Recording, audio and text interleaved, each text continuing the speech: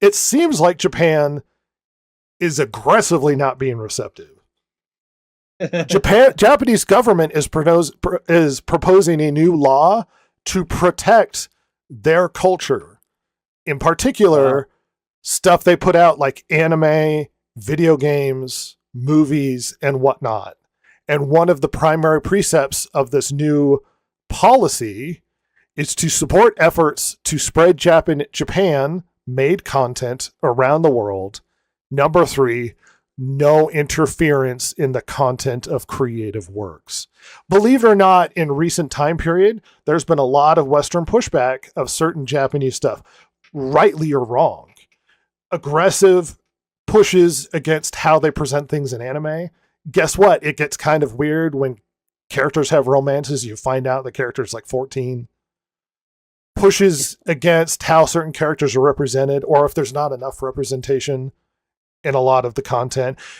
Anime and manga are worldwide phenomenons. Manga is dwarfing American comics. Comics, yeah. Dwarfing American comics.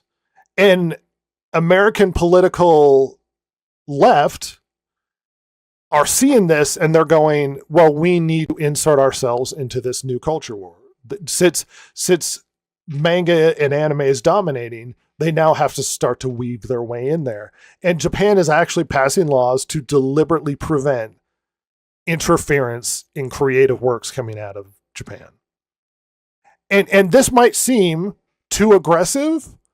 Believe it or not, Korea has more aggressive laws protecting their creative works coming out of Korea than Japan is currently trying to do. They don't like Western influence. They do not like the West inserting themselves into their content. Lest we forget the attacks from Australia to force Steam to take games down from Japan that they deemed that they didn't approve of, and preventing them from using things like Visa and MasterCard and stuff to purchase those games. Remember, we talked about this. This is all the same sort of stuff. They're going after content that they disapprove of aggressively. And Japan's sick of it. They have aggressively tried to prevent people from purchasing their content. And this is why this law is going forward, to protect Japanese creative content. Yeah. You guys have been trying to insert as I started screaming at the mic, so go ahead and weigh in on what's going on. Thing is that this is something that should have happened a long time ago, in my opinion. I don't know. What the heck are you doing? Changing the original author's content. That's not up to you. You're a freaking narcissist and a raging egomaniac if you think that you need to correct something that's somebody else's IP. That's not up to you. If you want to do something on your own, fine, go for it, do it. But otherwise, you translate exactly what the author originally created, and you leave the rest of it alone. I mean, and this isn't just isolated to Japan. Asia seems to be the most negative reception to Western stuff. But there's a belief that they're using AI as an excuse to purge a lot of the problematic wokey like employees in their company. To start to shove them out the door. Well, we're streamlining with AI and all this sort of thing. I mean, you might go, oh, well, this is Square. This is not just Square. There's multiple companies getting rid of Western employees. They're moving away from Western influence stuff. They just are. And Square seems to be one of the more public and recent with the more employees. But there have been a lot of like Western liaisons that other companies have gotten rid of. It hasn't just been isolated. This is a trend, and it's not just Japan. This is happening in Asia in general. They are rejecting Western culture because Western culture is kind of balls now. Other reflections on things that are happening here? Russ, I'm good. You covered everything I would have said. Russ is good. I screamed, and he nodded. It's just That's so right. stupid. Ugh. It is stupid. Well, Ross, I got something for you that you might actually be interested in. Oh. In the same vein, it looks like Sony has got a lot of buyer's remorse when it comes to Bungie. I guess the purchase didn't work out. I could have told them that. Bungie's been having a rough old time since 2022 acquisition by Sony. There have been multiple rounds of layoffs, a delay to the seemingly ill-fated extraction shooter Marathon, and then earlier this year, a report quoting employees as saying morale is in free fall. Well, the latest out of Sony isn't going to help that out. In its latest financial report, Sony says that Bungie has failed to meet targets and Destiny 2 is underperforming. The report includes a 31.5 billion yen, or approximately $204 million, impairment loss that is attributed to Destiny 2 failing to hit its targets, with Chief Financial Officer Lin Tao telling investors, regarding Destiny 2, partially due to the changes in the competitive environment, the level of sales and user engagement have not reached the expectations we had at the time of the acquisition of Bungie. While we will continue to make improvements, we downwardly revised the business projection for the time being and recorded an impairment loss against a portion of the assets at Bungie. Really? So banking on an 8-year-old game didn't work out for him, huh? That's weird. It's almost like Western game developers suck. Well, and oh my god, like Bungie, like with Destiny, and I'm not the biggest Destiny 2 fan at all. I've barely played it in the grand scheme of things. But they really lost a lot of people when they started vaulting content that they had paid for. And from more of an outsider's perspective in, that was it. I mean, that was the end of that game. It was just going to be a slow death. It was a matter how quick the death would be. And I think we're at the point now where people are just fed up with Bungie. The DLCs have gotten progressively less good. And the fact that, I mean, and they just have recently had to settle a lawsuit about some of the vaulted content, where vaulting it actually screwed Bungie over. Because Bungie was trying to use a recording of the DLC, somebody playing through it, to show that, like, no, see, it's not plagiarism. And the judge was like, well, why can't we just use the content you have? Like, why are we using a third-party recording? Well, because we vaulted it. And he's like, yeah, I'm not accepting a third-party recording. I want the real thing. So, Bungie's a bunch of fucking idiots. It's a long way off from the Halo days, and damn near as long from the original Destiny days, for those people who are wistful for them days. Sony took a big old gamble, and the Marathon demo and trailers did not do them any favors. No. There's been a lot of Asian buyer remorse. Tencent bought up a lot of Western developers, and they have not been paying off. They just haven't. Oh, you mean these companies that they helped ruin aren't going to be able to spread their fucking propaganda? That's so sad. Oh. Because as much as China might be, full of commies and Tencent a shill for their own commie government, they also are very practical when it comes to business, and they don't care about your Western political agenda. They want to make money off of the stuff they buy. And when they buy up all these Western products that are just pissing everybody off, they're like, they will actually start to purge and fire mass groups of people. They're not remotely as nice as Japan might seem to be. Tencent will just fire people, which is why the Ubisoft thing was so funny. They didn't buy Ubisoft. They bought control of certain IPs that Ubisoft owns. Yeah. So they can just shop it to other studios because you can't trust Ubisoft to make a dang thing. They ain't making anything worth a damn. Amen. Talking about Japan, a large trade group representing Studio Ghibli as well as a bunch of other Japanese companies are going to sue OpenAI for using their content to train Sora 2 video generator. And it's not just Studio Ghibli, it was a bunch of different studios. And you know what? Yeah. I can't say that the argument's not necessarily valid because you're using copywritten material to train your AI to reproduce it. Yeah, absolutely. That's not a bad argument. And it's like, ooh. Miyazaki says, a quote from Miyazaki, "I'm utterly disgusted. If you really want to make creepy stuff, you can go ahead and do it. I would never wish to incorporate this technology into my work at all. I strongly feel this is an insult to life itself." Well, Miyazaki is Not to be dramatic or anything. Miyazaki is notoriously curmudgeon and old-fashioned too.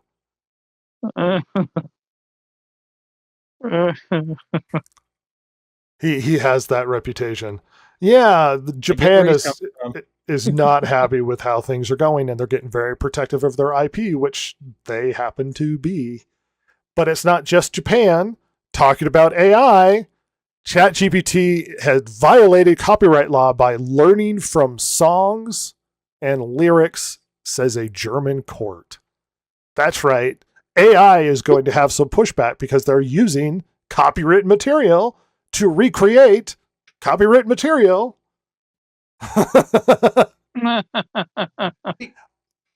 What's funny about this is if you and I sat down and went through, say, Prince's song library and just studied the crap out of it and were inspired to create a song like Prince, They call it homage it or would be, something.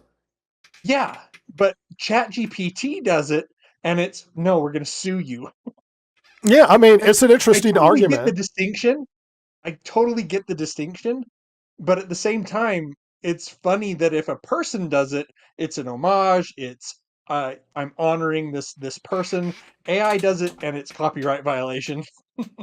Now, obviously, a person can get too close to the original material, and they stray into copyright infringement territory if they're not careful. But it really is funny. I mean, we're at the point where we're basically just recreating artists. Like the amount of Yeah. Studio Ghibli inappropriate content that exists on the internet. I mean, how many fake Pixar movies have people generated of inappropriate termed content? Uh-huh. I mean, we cannot escape the mustache man in goofy Pixar glory or people who happen to have Down syndrome in Pixar animated films. Martin Luther King was everywhere. And it's like you start to ask questions of like, well, where is the line? Because it's gotten real blurry. Yeah. They might through copyright make a big effort to slow down AI, but I ain't gonna stop it. Yeah. It's coming for you. It will replace everybody.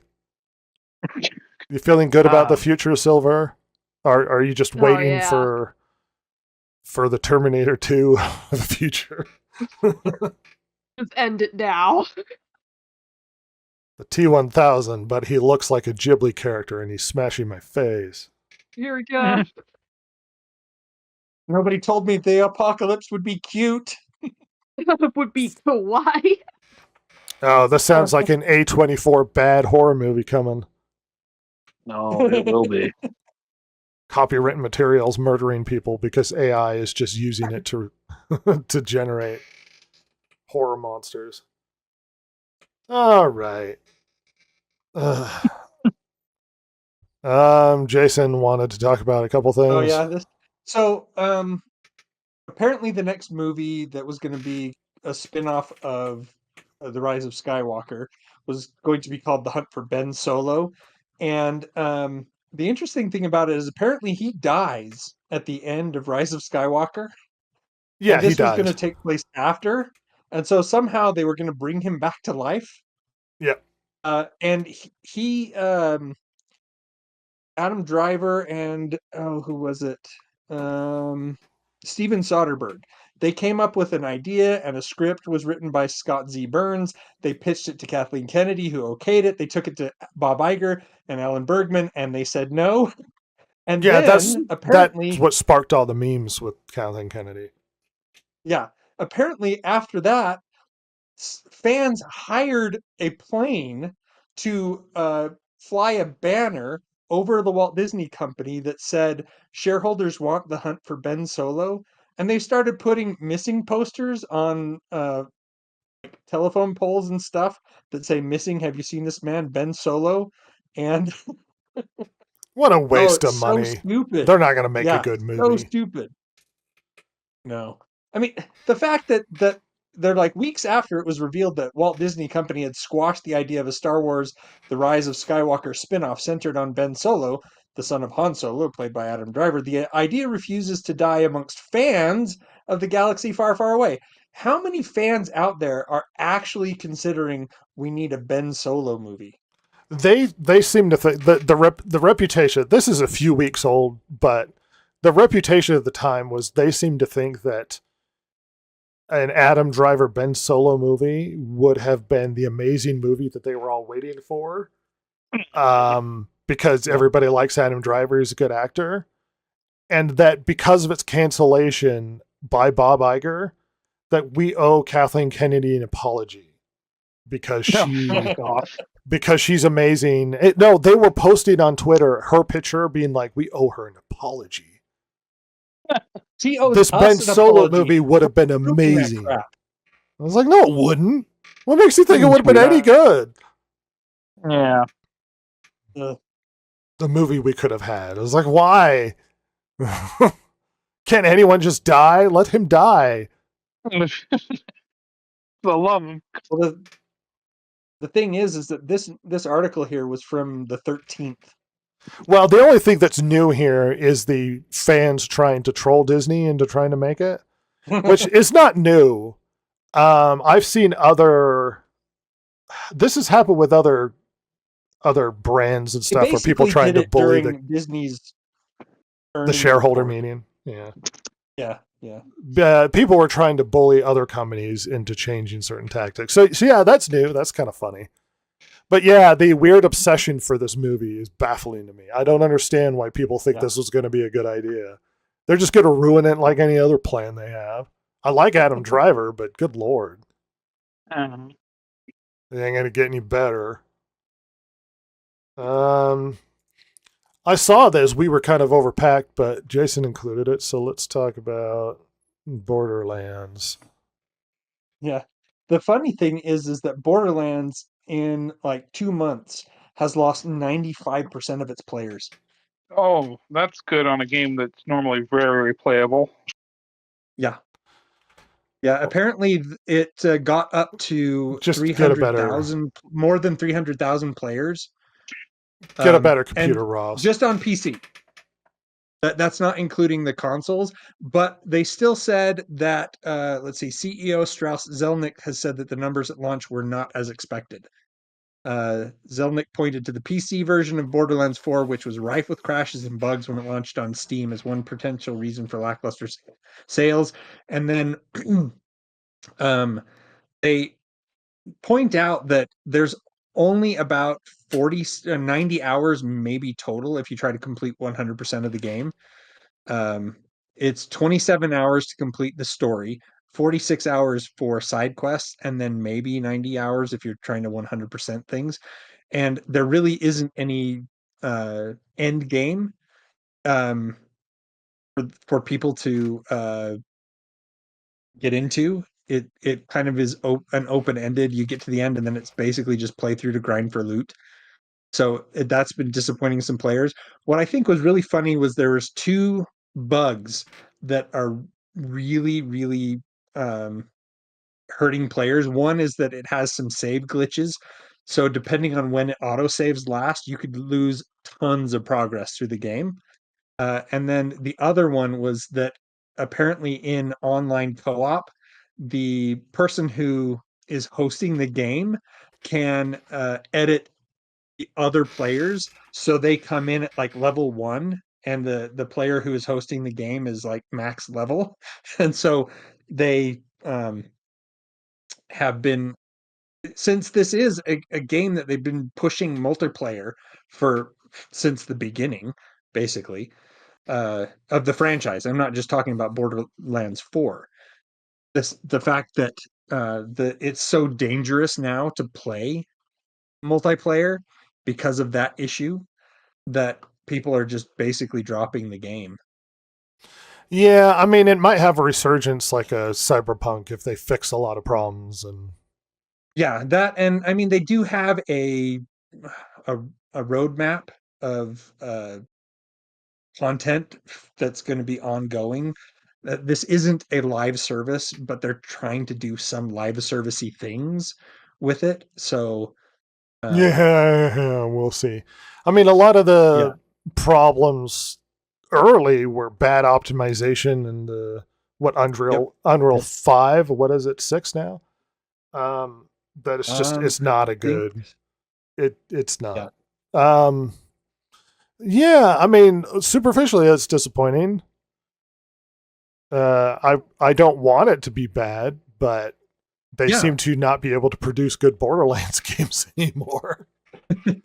Well, didn't he say that it was such a premium experience that you would pay $200 yeah. to play it, and you're only getting what 27 hours out of a playthrough if you're not 100%ing?